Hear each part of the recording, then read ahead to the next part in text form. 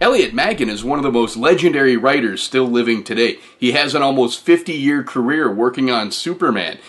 And while I talked with him about his history writing Superman at Comic-Con 2018, I also wanted to talk a little bit about his lesser-known work writing for animation. So I asked him about his animation work, and he talked about writing for Batman the Animated Series and Spider-Man the Animated Series, and even compared and contrasted them a little. And he also went on a little bit about Spider-Man's core mythos, with great power comes great responsibility, and what that's meant to fans over the years. Actually kind of timely to put this video out now, since there's been some celebrities knocking comic books as an art form and as literature. So let's go to Comic-Con 2018 and hear Elliot Maggin talking about writing for Batman the Animated Series, Spider-Man the Animated Series, comparing the two, and also a little bit about what Spider-Man means to the fans.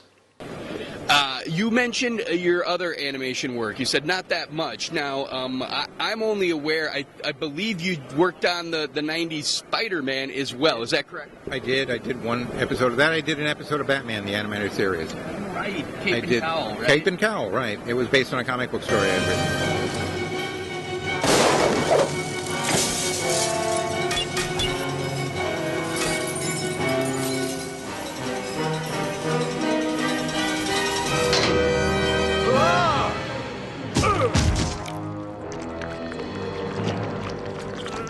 Of course, you can save yourself simply by giving me your cape and cowl. Well, the Batman one was a lot of fun. The Spider-Man was a lot of fun, too. But there were a lot of stuff in the Spider-Man story that got pulled out that I thought was really cool. Anything you can think of? Yeah. There was this one point, in the Batman series, there was this set piece they would do in every episode. They would just cut the sound and something visual would happen for 3 or 4, maybe 30 or 40 seconds. But they made sure that happened in every episode.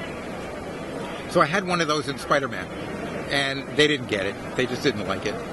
It was the webbing. You would see a little strand of webbing attached to the roof of a building.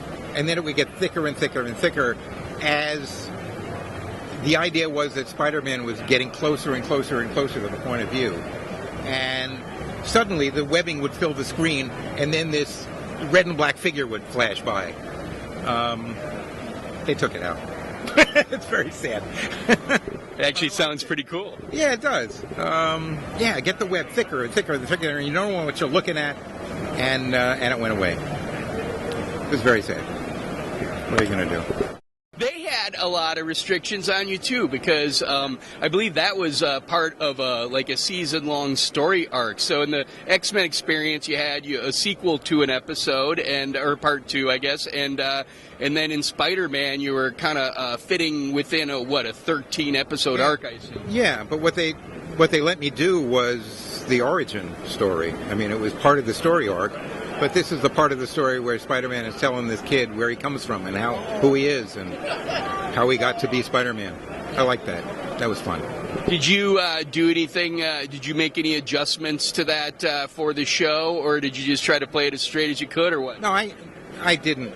I didn't change things, or I tried not to. I mean, I like to change stuff, but I tried to be consistent with what Stan had originally come up with. No, not you! It was the crook from the arena. The one I should have stopped. I've never forgiven myself for letting my Uncle Ben down.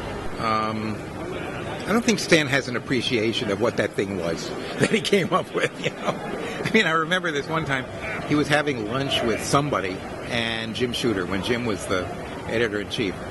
And Jim is telling this person who didn't know either of them the story of Spider-Man. And he's got tears coming down his face talking about the obligations of power and Uncle Ben and stuff like that. And Stan is looking like, whoa, did I do that? I don't know. It's one of Jim's stories, so I shouldn't elaborate on it. But I tried to be pretty much consistent with what Stan had done, Actually, I really connect to what you just said because, that mantra of Peter's, that I think that gives a lot of people, it has, for me, inspiration to, to do the right thing. Yeah.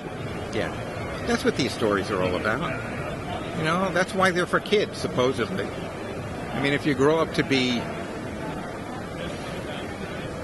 the same person you tried to be as a kid, they continue to resonate with you. That's why this convention is full of the most polite people in the world.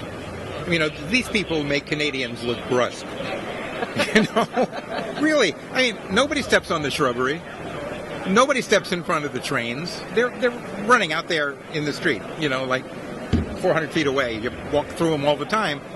But there are hundreds of thousands of, at least hundreds at any given time, crowded up around these trains, and they just keep moving. Nobody gets hurt. Nobody pushes anybody. Comics are what teach you. Animation, kids' stories, these archetypal stories that we keep retelling with different characters. That's where you get your morality from. And if you keep it, you end up here. That was Elliot Maggin talking about writing for Batman the Animated Series, Spider-Man the Animated Series, and comparing them, as well as expounding a little bit about the importance of the mythos of Spider-Man's "with great power comes great responsibility" morality tale.